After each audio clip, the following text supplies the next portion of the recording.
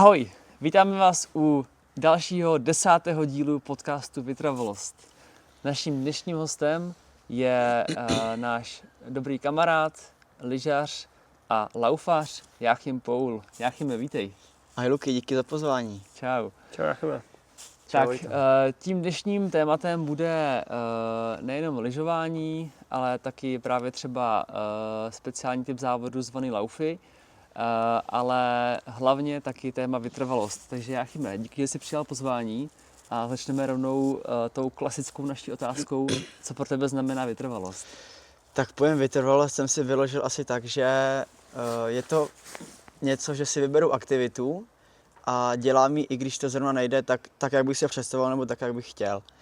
Takže to mě jako vystihuje to pojem vytrvalost. No. A mě rovnou napadá jako další otázka, ty jsi vybral lyžování. Jo, dejme tomu jako rodiče mi to vybrali ve 3 letech, když jsem ještě moc nevěděl, kde co lítá, ale jsem rád, jako, že mi to vybrali a ten sport si myslím, že mě vystihuje. No. Aha, jo, super, dobrý. Ty jsi vlastně nám odpověděl na další otázku, na kterou jsem se chtěl zeptat, jak se dostal k tomu lyžování, byly to rodiče, ale co je u tebe unikátní oproti ostatním hostům, ty jsi vlastně první příslušník takové mladší generace, teď ti bylo 18, jo? Takže gratulujeme, ale mohli bychom si tady dát pivo, což neuděláme, je hnusně, a zima, ale mě teda zajímá, jak vlastně o tom sportu přemýšlíš, když ty jsi říkal, že tě k tomu přivedli rodiče, v tom dětství, že jo, to je spíš jako aktivita, kdy rodiče ti řeknou, hele, tady máš kroužek a choď do něj. A jak se vyvíjel ten tvůj vztah k tomu lyžování? Od začátku tě to bavilo, nebo to spíš byla nějaká rutina, kam jsi chodil? Jak se stvořil ten vztah k tomu sportu? Tak já jsem semka do lyžáku ve Žáru začal chodit v 6 s bráchou, ten začal teda v 7. Jeli jsme to tak jako spolu až do těch 16, 17, ale spíš to pro mě byl jako prostě jít si popovídat s kamarádama, pokecat.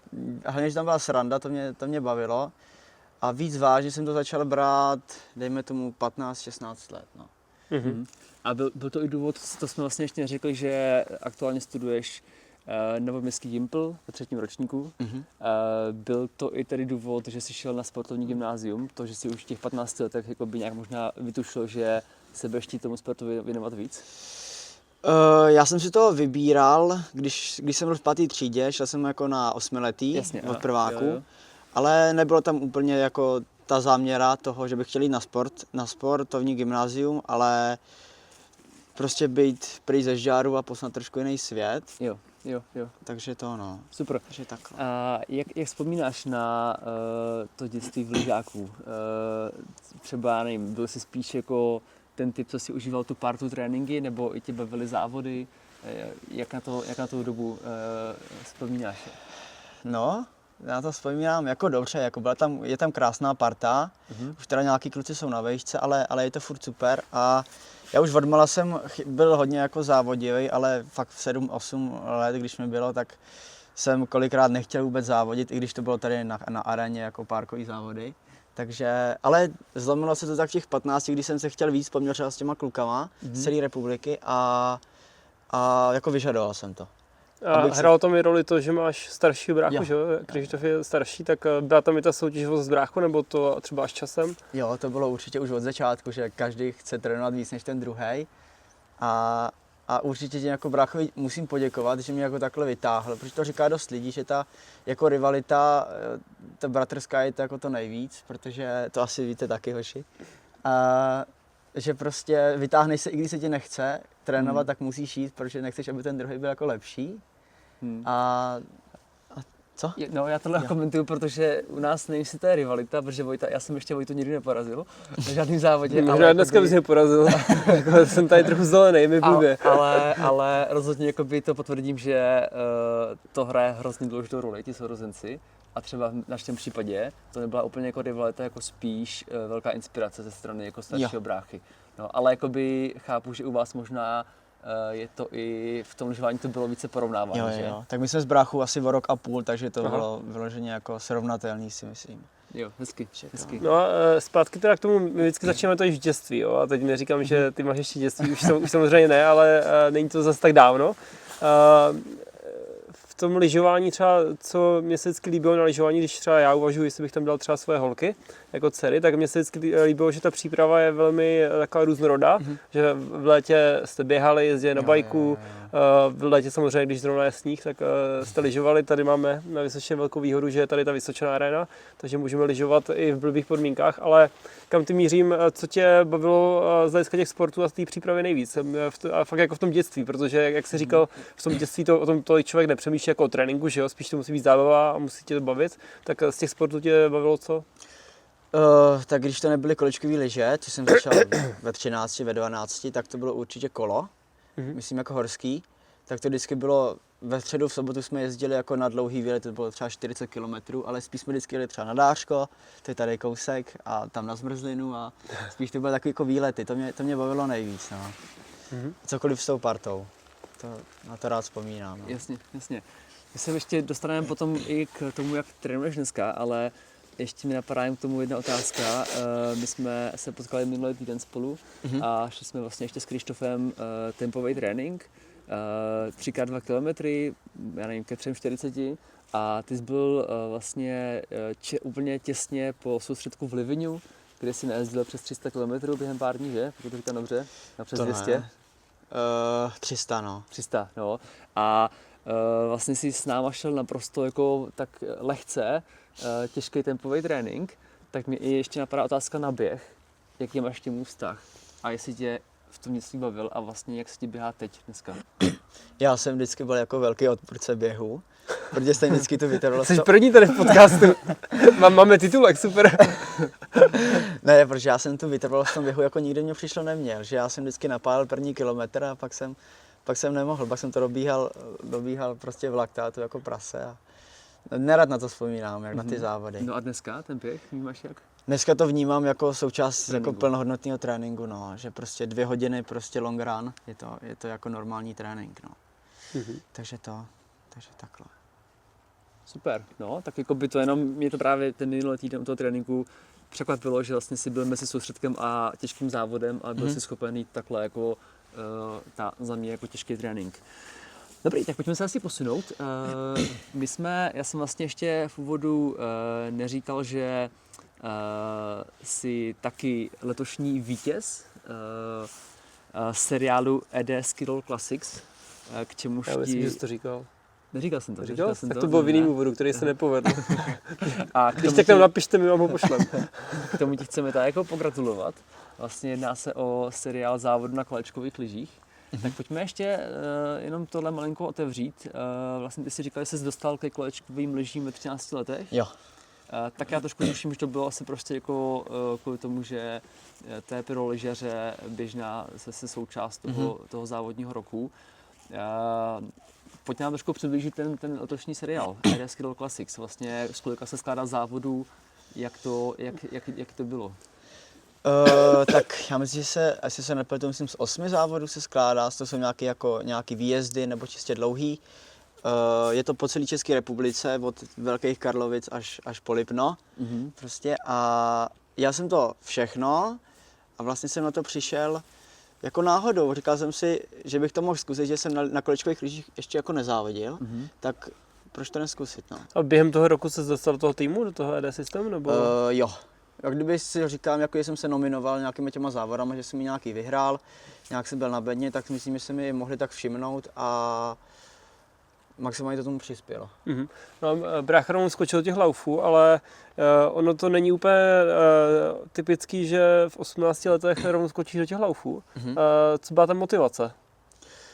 Motivace byla, že mě úplně deptala ta česká reprezentace, protože trenéři nebyli moc ochotní na to s námi jezdit jako na závody, na český pohár, který se jezdí do 10 km a říkal jsem si, tak chci jezdit víc kilometrů v závodu, protože vždycky se mně přišlo, že jsem byl menší postavy, takovej menší prostě. A svalovejší možná víc, že?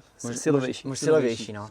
Tak a říkal jsem si, vždycky jsem chtěl jezdit víc kilometrů a vždycky jsem byl kontaktní a rád jsem začal něco v balíku, takže říkám si, proč bych to nemohl zkusit a v tu ránu to bylo, myslím, podzim před 2 rokama a to zrovna jsem viděl upoutávku na Lipnolopet a říkal jsem si, tak proč bych na to jenom koukal v televizi, když to můžu zajet. tak jsem se přihlásil, jel jsem, nevím, na 20 kilometrech asi 7, tak jsem z toho takový vydeptaný chvilku, ale určitě mi to posunulo a jsem rád, že jsem si to zajel. No. Mm-hmm. A ono vlastně, jako říkáme laufy, ale v tom lyžování, když tak mě oprav, ale ten trend je takový, že to dělají hodně i mladí lidi, ne? Jako i na té špičce, že to není tak, že by prostě už tam byli jenom třicátníci, že třeba ty norové první jsou taky jako často dvacátníci, je to tak, že jo. Tak teďka se to pole brutálně v Ski Classics vlastně omladilo, dejme tomu průměr 25-26 let. No. Což je fakt jako nižší než dřív, protože ještě před pár rokama tomu vládli bratři Aucklandové a tím bylo ke 40, což mimochodem tam byli velmi rychlí běžci, jo? Jako, myslím si, že v 15 kolem 4 minut, jako 15 metrů. OK, zajímavý. No a takže jakoby jenom třeba pro ujasnění a možná i pro posluchače, protože máme vlastně tu celou skupinu opravdu jako od běžců po cyklisty, po milovníky outdooru, co je vlastně ten lauf v lyžování, jak bys to definoval, jako od jakého to je třeba počtu kilometrů? Já bych to definoval, že to může být 30 vejš, takhle bych to definoval a určitě bych to přirovnal k cyklistice, kde se prostě, je tam nějaká ta strategie, je tam strategie s občerstováním, je tam jízda v balíku, je tam různý ty nástupy a tyhle ty. A to se mi strašně líbilo a inspirovalo mě to strašně moc. A už tam je s tou cyklistikou podobnost v té týmovosti, ne? Jo, že ty určitě. top týmy, dá se říct, jako trochu spolupracují. Určitě to je ten tým je vždycky na někoho postavený, že tam jsou nějaký ten sprinter, který jde vzadu a skrývá se v tom balíku a nějaký zase tempaři, který to roztáhnou ten balík a roztrhají. No. Takže takhle Okay. A nebojíš se nebo nepřemýšlel jsi o tom, že když jsi začal ty laufy nebo ty hodně dlouhý vytrvalostní závody dělat takhle mladý, že třeba ztratíš nějakou rychlost, kterou bys mohl rozvíjet, nebo jsi o tom takhle nepřemýšlel? Já tě nechci strašit. Asi jsem o tom takhle nepřemýšlel, ale už mi to říká dost lidí, ale snažím se i v tom prostě dlouhým třeba 3-4 hodinovým tréninku tam házet nějaký jako krátký 10sekundový sprinty, jenom tak jako, abych se probral vždycky z toho tempa. A já myslím, že to je, že mě to posouvá a že to nějakou tu sprintovost nebo nějakou rychlost výbušnost. No. Možná ještě pojďme jakoby zpátky k tomu letošnímu tedy ED Ski Roll Classics. Ty jsi to tedy zajel vlastně už v tom svém současném týmu, ED System RSJ tým. A dojel jsi tedy celkově na prvním místě. Ano. Kolik jsi nazbíral bodů celkově, pamatuješ si to? Já myslím, že to bylo 1300 něco. Aha. A vlastně poslední závod toho seriálu byl Lipno-Lopet, kde i byla vlastně poměrně jako pěkná mezinárodní účast. A ty jsi tam dojel 9., případně mě oprav 9. celkově, 3. mezi juniory. A mě zaujalo, že jsi byl vlastně mintu za legendárním českým lyžařem Standou Řezáčem. Možná jenom, jaký ten Lipno-Lopet letos byl a jak na to vzpomínáš a třeba taky i jaké je to setkávání s těmi, řekl bych, ikonami lyžování. Byl pro mě určitě, jako řeknu, chutel mi mnohem víc, než, jak jsem říkal, ten předchozí ročník, protože tam jsem měl s velkým očekáváním a nepodařilo se tak, jak bych chtěl, ale teď to bylo mnohem lepší, protože jsem si věřil na tu 55 km trať a určitě jsem doufal v trošku lepší výsledek, ale musím být pokorný a skromný, že se mi to takhle povedlo. A tak ono jako být na bedně mezi juniory, tam vlastně první byl nějaký Nor, si myslím, ne? No, pak byl nějaký Němec a pak jsem byl já, no. Tak to je vlastně jako dost, myslím, dobrý výsledek.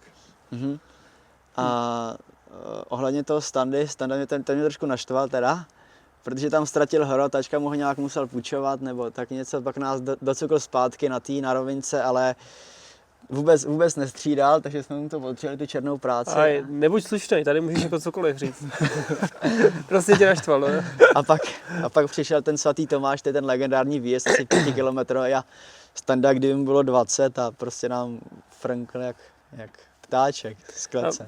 Možná, ať zase posluchači trochu pochopí ten styl toho závodu, ty jsi říkal, že tohle bylo 55 km a třeba jakou průměrnou rychlostí se to jede a ještě přiblíž to, že to je klasika tohle. A jedete to soupaž primárně nebo střídák? Je to de facto 50 km jenom rovina a 5 km pak ten brutální výjezd. Na konci, jo? Jo, a to se jede střídákem, protože to je, tam se jede v lese, je to mokrý a nedrží tam tolik ty, nebo spíš je to lepší jet střídákem než soupaží, protože tam kložou hroty, ale Teď jsem zapomněl otázku. Něco o té rychlosti, jak třeba rychle to jete, já třeba jenom hádám, třeba něco přes 2 hodiny? Nebo... Já jsem to, myslím, že měl 2 hodiny 15, tak nějak. Aha. A průměrnou rychlostí na té rovince, když se jde v balíku prvních 10-15 km, tak jsme jeli ke 30. Protože si už jako diváci dokážu představit, že to třeba na kole už je docela svižný, takže prostě je to rychlý. Na horském kole se asi neudržíte, ale na silnici jo. A pak teda ten průměr brutálně sníží ten Svatý Tomáš, což je ten výjezd. A Tam jaký převýšení třeba, když říkáš, že je brutální kopec? já nevím kolik, 300? Aha, na 5 km? Jo. Já myslím, že já mám ještě opravdu ty časy, myslím, že 2.15 měl první, ten Nor. Jo, takhle. A jenom, že 2.27. jsem to u tebe teď našel 2.27 Jo. a právě to bylo o 50 vteřin s tím standou. Jo, Takže to jo, muselo být jasný, jo. Hezky. A jsi spíš v tom na těch kolcích, máš radši spíš ty roviny nebo ty kopce? Já, jak jsem říkal, že jsem menší a silovější, tak mám radši kopce, protože já na těch rovinkách, když do toho začnou mlátit ty chlapy, kteří mají 80-90 kg, si jich v podstatě nejsem skoro schopný udržet, no, ale do těch kopců... Jako oni v tom balíku? V tom balíku jo, ale když pak... Se to roztrhá? Jo, tak je to když těžký, jsme po těch menších skupinách, tak já tam vlaju prostě, ale... Jasně. Je to hodně silový, že asi? Jo.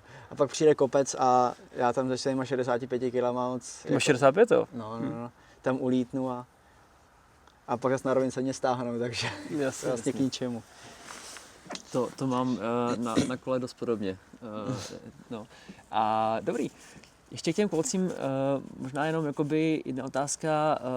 Já ti tady dost často, nebo jsem tě dost často viděl tady na Vysočině, jak někde jako lítáš ty po místních kopcích.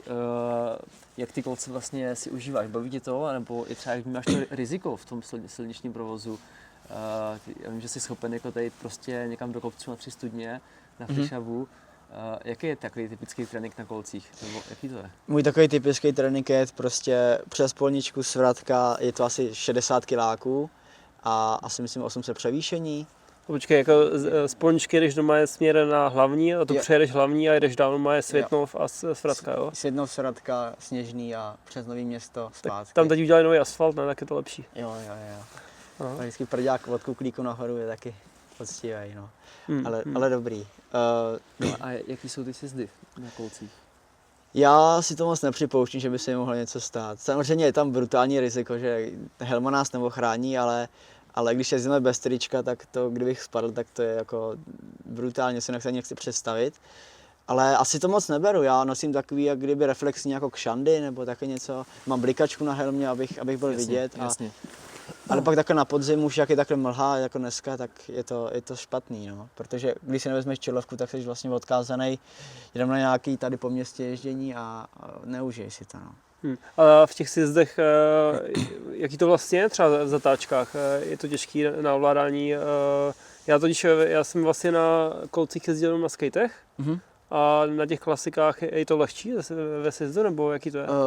Na skateových lyžích ty mají menší kolečka, takže tam se musí odšlapovat a na klasikách si do toho jakoby položíš, zatlačíš do toho a tě to krásně vynese do té zatáčky. I třeba kdyby sjížděl jakoby od Pasecký na Kuklík dolů? Jo. Jako v těch zatáčkách? Jo, to je, jakoby v podstatě neodšlapuju, jo. Jenom když nějaká ostřejší zatáčka, jinak je to krásně poddajný, jak je ta velká plocha toho kolečka, tak se to krásně sjíždí a je to mnohem lepší než na těch skateových lyžích. Okay. A do jaké rychlosti se dostáváš? Tak třeba od Sighaje na Světnov je to k 60. K 60, což je, pak už tam všechno klepe a začíná to být trošku nebezpečné. No, ono jako jinak vlastně možná jako to riziko je, bych řekl, podobně jako u silniční cyklistiky. Jo. Jako Britek je rozdíl v tom, že možná ty kolce jsou prostě přece jen hůř ovladatelný v kopci, že jo? Já si myslím, že to je přesně jako ty cyklistiky, prostě kdo se nebojí, tak je pod kopcem první. Pod kopcem dolů, prostě kdo to pustí, tak vyhraje. No. To mi připomíná jeden letošní závod na silničních kolech, když jsem jel v předním balíku a kluci mi trhli ve chvíli, kdy začali předjíždět auta. Jo. Jako my jsme začali předjíždět auta, jo? To bylo za plný silniční provoz, tak jsi říkal, tak to nemám zapotřebí úplně. Jako asi nejde, protože většinou, když jdeme spolu, tak ty mi jako obrovský ujíždíš. Já se nebojím z kopce, no, ale při tom závodě jako nemám potřebu předjíždět jako auta.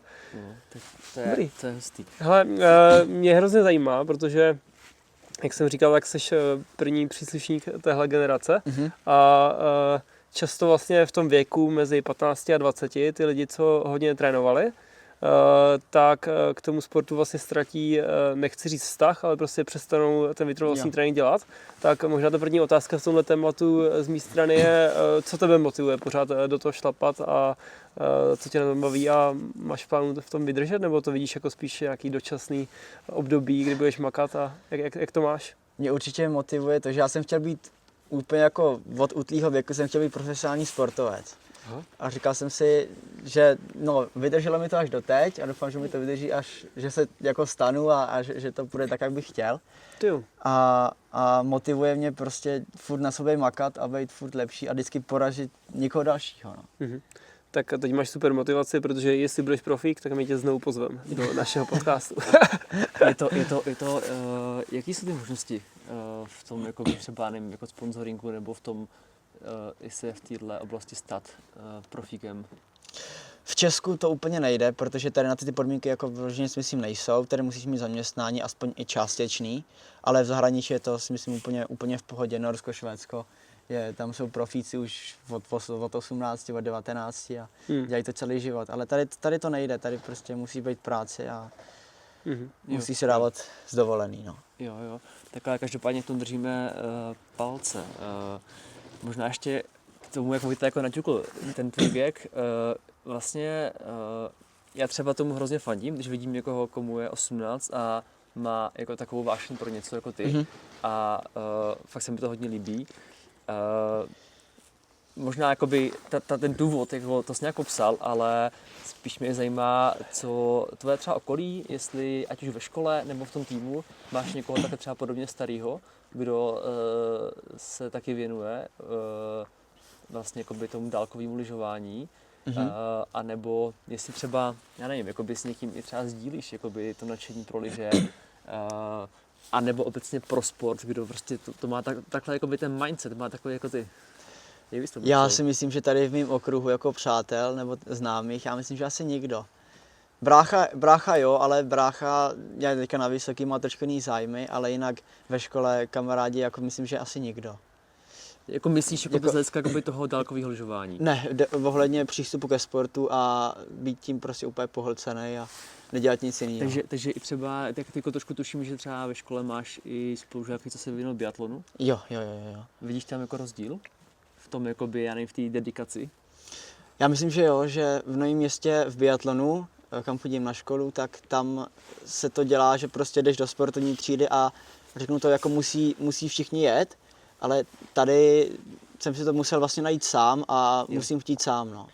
To je, myslím, ten rozdíl, že oni jako musí a já jako chci. Jo. To si myslím, že je ten rozdíl, no. A možná i tím, že to není tak jako, nechci říct jako masový, ale tak jako by třeba tak dominantní sport, že, nebo disciplína, tak je to možná ale víc jako individuální cestě.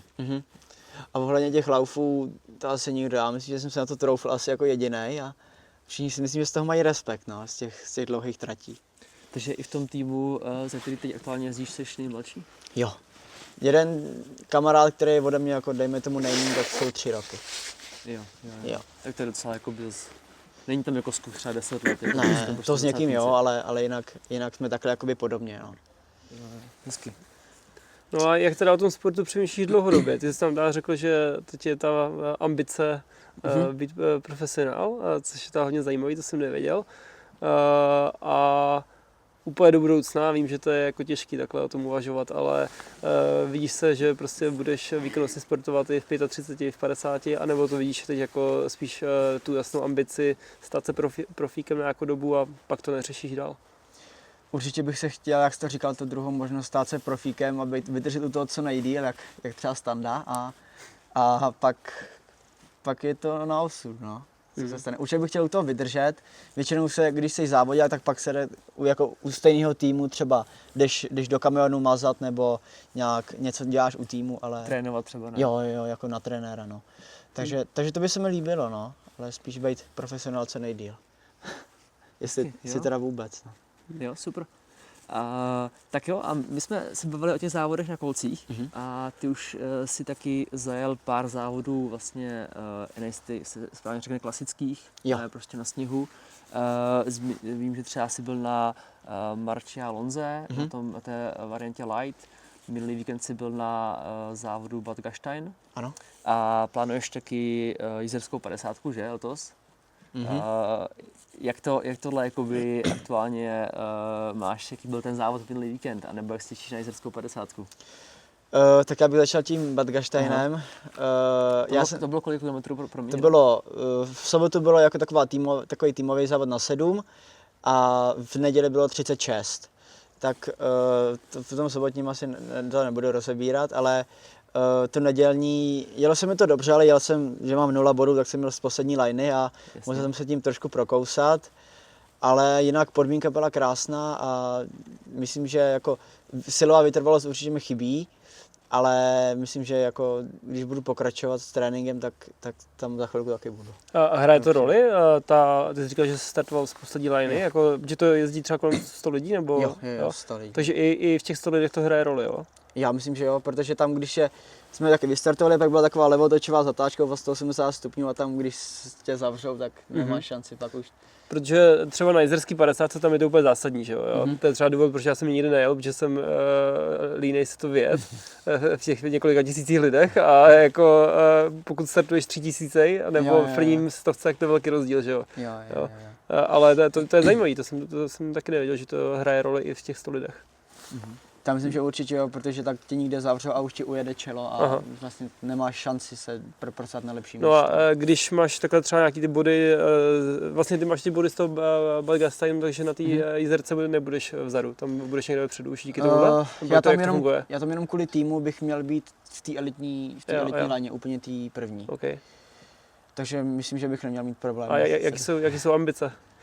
Ambice zajet líp než minulý víkend, určitě. To jsem skočil 75. takže do 70 by to bylo asi lepší. A časově, nebo samozřejmě záleží hrozně na podmínkách, ale myslíš, že to třeba půjde pod 2.20 nebo 2.15? Já jsem to nikdy nejel a určitě bych chtěl zajet co nejlíp tím, jak jsi říkal, 2.20, to by bylo super. No. Držíme palce. Hezky. Mě ještě zajímá, my tady všichni mrzneme, jo? Je pár dní před Štědrým dnem, nebo já tady mrznu, já jsem jako vždycky podcenil oblečení, ale ještě mě zajímá nějaký tvůj typický tréninkový týden, jestli bys se lidem popsal, protože, jak jsme už několikrát řekli, tolik lidí ty kolce ani laufy nejezdí, tak jaký je tvůj typický tréninkový týden, jak k tomu tréninku přistupuješ, jaká je kombinace vytrvalosti a intenzity. Ty třeba dneska, když jsme se bavili před natáčením, tak už si říkal, že máš na sebou 12 hodin tréninku, tak to nějak rozeber, tvůj typický týden. Tak typický týden, jako normálně, když chodím do školy, tak je to, že jsem od půl osmí do 3 do půl 4 ve škole. To tě trochu brzdí, ne? To jo, protože ještě to dojíždění a takovéhle věci, tak já prakticky přijdu domů, jsem unavený, ale já nemůžu si jít lehnout, protože vždycky vytuhnu na 1,5 hodiny. Jako, ty mě trochu provokuješ, tak si vzpomeň nás, jo, jako s pracem a s dvou dětskama. To je problém opravdu. No a takže když je léto, tak vyjedu na kolce a jsem tam do večera a když je zima, tak na lyže a pak když tak ještě večer si jdu zaběhat, zaposilovat nebo něco. Jako to takhle i jako v ten školní den chodíš 2 fáze, jo? Jo, protože do školy se popravdě řeknu moc neučím, je mi to nějak ty známky trošku jedno, ale abych to nějak prošel. Tohle měla být inspirace pro mladou generaci a tenhle podcast. Ale pro mě hlavně jako alfa omega mít ty hodiny za ten den splněný a být jako v hlavě v pohodě s tím, že jsem odtrénoval, co šlo a že jsem to nepodcenil. A ten trénink se stavíš sám nebo v týmu to nějak konzultujete? Máme napsaný tréninkový plán, ale všechno si vlastně jezdím sám a trénuju si sám, protože každý chce jít každý den něco jiného a já se moc nepodřizuju, když nikdo nechce, tak si jedu sám a to. A takže většinou chodíš ty 2 fáze jako i třeba za sebou, nebo chodíš nějaký ranní fáze? Ranní fáze, jelikož tam v 6, bych musel stávat třeba v 5, takže většinou to je, že přijdu ze školy sem, dejme tomu do 6 do půl 7 mi skončí jakoby první trénink a pak třeba v 8, o půl 9 jdu třeba ještě posilovat nebo něco takového dělat. Takže tak jako respekt za ty 2 fáze i v normální den. No super. a hlavně i jako vlastně to, že co stíháš s tou školou, jako abych úplně jako to nějak nezlehčoval, třeba jako práce samozřejmě jako potom třeba přináší jako víc výzev, když člověk pracuje a chce jako výkonnostně sportovat, ale i samozřejmě ta škola jakoby čas zabírá, ale jakoby během dopoledne nemáte nějaké jakoby možnosti trénovat. Já jsem si myslel, že jakoby sportovní třída tam máte. No ty vlastně nejste v sportovní třídě. já nejsem v sportovní Jo, třídě, no, jo, takže já mám vidíš. normálně, jak kdybych byl, jako jsem na gymnáziu, takže mám normálně striktně jo. 7-8 hodin, takže nemám žádný prostor Jo, na to jo, jo. trénovat dopoledne. Tak to jo. To je potom rozdíl, no. Dobrý. Možná takhle jako jenom to ještě můžeme jako naťuknout, jako by lehce tu školu. Umíš si třeba i představit jako v jakém oboru třeba, jako jestli by třeba v tom sportu tě i bavilo se případně nějak jako uplatnit ještě jinak, anebo v nějaké jako jiné oblasti třeba, jako která by byla tomu sportu blízká, jako tomhle uvažuješ? Nebo teď aktuálně jsi jakoby Teď jsem úplně jsem zahleděný na sport, ale už jsem taky jako o tom trošku přemýšlel. Bavilo mě být jako v té sportovní jako branži, ale popravdě nevím, co bych tam chtěl dělat. Buď jako kondiční trenér někde jako, nebo naopak, jelikož teďka má firmu technickou, tak možná něco s technikou, Jo. ale ještě vůbec nevím, ještě je to. V jakém jsi ročníku? Ve třetím? Ve třetím, no. Jo. Takže je to ještě otevřený tohle. Neříkám, že to je daleko, ale ještě na tím Takže teď nepřemýšlím. prostě můžeš ještě full time točit. To je dobrý. Jaký máš roční čísla? Na hodiny, nám to řekni. Na hodiny, ale nebo i na kilometry, to nás zajímá. Minulý rok jsem měl 615, 610 hodin. Včetně posilování? Jo, včetně všeho a teďka mám, myslím, že 750. To super. Ale na kolcích jsem dal za léto nebo za celý rok asi 5300 a naběhal jsem, nevím, 1200. Jako na lyžích. Ne, naběhal jsem. Jo. To je dobrý, že na těch kolcích ty hodiny docela naskakujou. No, jako to je podobně jako kolo, no. Jo, Jako odběhat 600 hodin, to by byl jiný oříšek. No a na lyžích máš kolik? Na lyžích to jsem se ještě nekoukal, ale každý rok mám třeba ke 4 tisícům. No. Jo, hezky. To jsou teda pořádný čísla. Jaký bylo Livigno před pár týdnama? To je moje oblíbené místo. Livigno úplně paráda. Nesklame, že? To nesklame, ale když tam jsou 3 kilometry, tak... A teď to napadlo. Teď napadlo, když jsme odjeli. Jo, teď je to na Farkolu. Tak už to je dobrý, ale když tam jsou 3 kiláky, tak je to prostě úmorný ty 4 hodiny tam točit a ještě těch lidí a všeho, tak rád se tam vracím, ale tady to mě na tom trošku štve, no. Jáchyme, pojďme jako v závěru už, že jsme už vlastně probrali spoustu témat. Mně napadají jako 2 otázky ještě, aby to případně doplněš nějakou, ale tobě 18, máš vlastně vybranou tu aktivitu, o které jsem mluvil na úvod, jako, což je pro tebe ta vytrvalost, něco si vybrat a jít si za tím. A to, jak jsem říkal, to je podle mě opravdu jako krásná definice vytrvalosti. Co si myslíš, že ti k tomu jako pomohlo? K tomu, že seš tam, kde seš? Ve smyslu jako okolí nebo disciplína? Já si myslím určitě, jak jsem říkal, ta bratrská rivalita nebo ten souboj každodenní s bráchou, kdo natrénuje víc. A určitě i jako rodina, která mě v tom podporuje a která mě, jako naše mamka, ta na mě byla vždycky trošku ostřejší, abych prostě, jestli už mám jako, neříkám jako, že jestli už mám otrénováno, ale jestli jako už jsem dneska jako třeba něco dělal, nebo jako jestli jsem se nějak posunul, nebo taková jako, je na mě jako pes. Super, to bych do ní neřekl, tyjo, tak zdravíme tu Jomku. Ale jo, jako, takže vlastně jako i nějaký vedení k nějaký pracovitosti, no, prostě k nějakému jako výkonu. Aktivitě. Hezky, jo. A ta druhá otázka. Vlastně já tak jako by jsem to, jak znám tebe i Krištofa, tak jsem to tak jako i tušil, že to tam hraje velkou roli. Ale ještě mě zajímá, jestli máš někoho, kdo tě inspiruje dál, třeba, že ho to neznáš osobně, já nevím, sportovec, nebo jestli sleduješ nějaký příběhy a jestli máš vlastně nějaký vzor ve sportu nebo jinde. Někoho, koho máš jako rád. Tak mě určitě to možná znají fanoušci Ski Classics, Max Novak, Českošvéd. Tak ten mě inspiruje, že vlastně má takový podobný příběh, taky v 18-19 začal a vlastně draftovali ho do týmu norského a vydržel do toho a je vlastně špička ledovce ve Ski Classics a A to se mi strašně líbí, sleduju jako každodenně, co předává a snažím se jít třeba nějaký tréninky podle něho a inspiruje mě dost, takže to je takový oblíbenec můj. Jo, hezky. Super. Tak jo, Vojto, ty jsi lyžař oproti mě, já moc jako nelyžu, napadá tě ještě nějaká otázka na závěr? Mně je hrozně zima, takže... Hele, asi ne otázka, ale spíš jenom povzbuzení, že ti fandíme a že to je super, že tady vyrůstá další generace vytrvalců a doufám, že nás budete porážet ve všech sportech. Na kolcích samozřejmě bys to vydržel hned, jako, to je jasný. Ale ať se daří. Jo, přesně, Achime, a vlastně jsme rádi, že jste možná ten podcast vlastně chytli v téhle fázi, kdy ti je 18 a kdy vlastně, nevím, jestli to tak jako cítíš, ale máš naši obrovskou i podporu, protože vlastně my i tím Žďárákem, co tady děláme, a i tímhle podcastem vlastně chceme tak vzdát, bych řekl, nebo dát pozornost lidem, kteří dělají něco naplno a kteří jako žijou tím, co dělají. Takže hodně štěstí, hodně sil a držíme palce. Děkuji moc, že vám taky. Ať se daří. Tak jo, díky. Taky.